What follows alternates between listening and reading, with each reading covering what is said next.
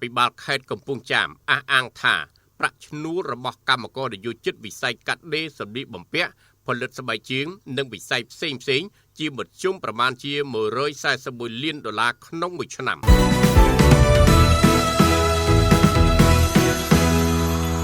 អភិបាលនៃគណៈអភិបាលខេត្តកំពង់ចាមឯកឧត្តមអ៊ុនចិនដាបានអះអាងថាបើគិតជាប្រាក់ឈ្នួលរបស់កម្មករនយោជិតវិស័យកាត់ដេរសម្លៀកបំពាក់ផលិតស្បែកជើងនិងវិស័យផ្សេងជាមធ្យមប្រមាណជា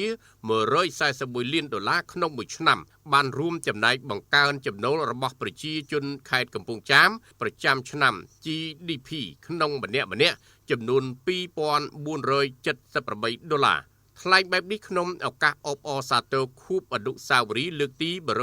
139នៃទិវាពលកម្មអន្តរជាតិ1ឧសភាក្រោមប្រធានបទរួមគ្នាដើម្បីការងារសមរម្យនិងកំណើនប្រកបដោយចីរភាពនិងភាពធន់ដែលបានធ្វើឡើងនាព្រឹកថ្ងៃទី1ខែឧសភាឆ្នាំ2025នៅក្រុមហ៊ុន JZ Gloria Enterprise ឯកស្រុកជើងព្រៃក្រោមវត្តមានអញ្ជើញចូលរួមជាគណៈអធិបតីឯកឧត្តម Claude Phon ប្រធានក្រុមប្រឹក្សាខេត្តកំពង់ចាម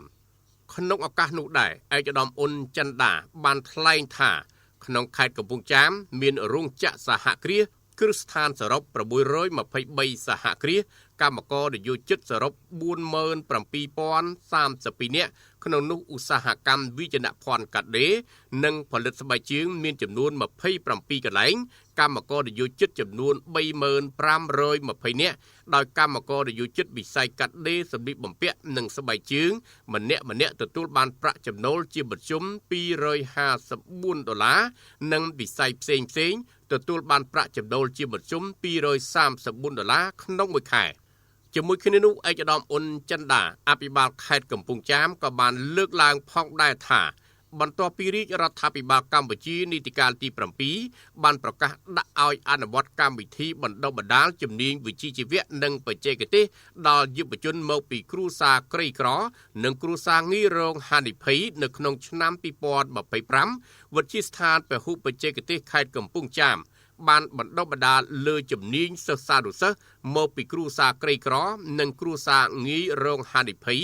បានចូលរួមកម្មវិធីបណ្ដុះបណ្ដាលជំនាញវិជ្ជាជីវៈនិងបច្ចេកទេសកម្រិតសញ្ញាបត្របច្ចេកទេសនិងវិជ្ជាជីវៈមួយសរុបចំនួន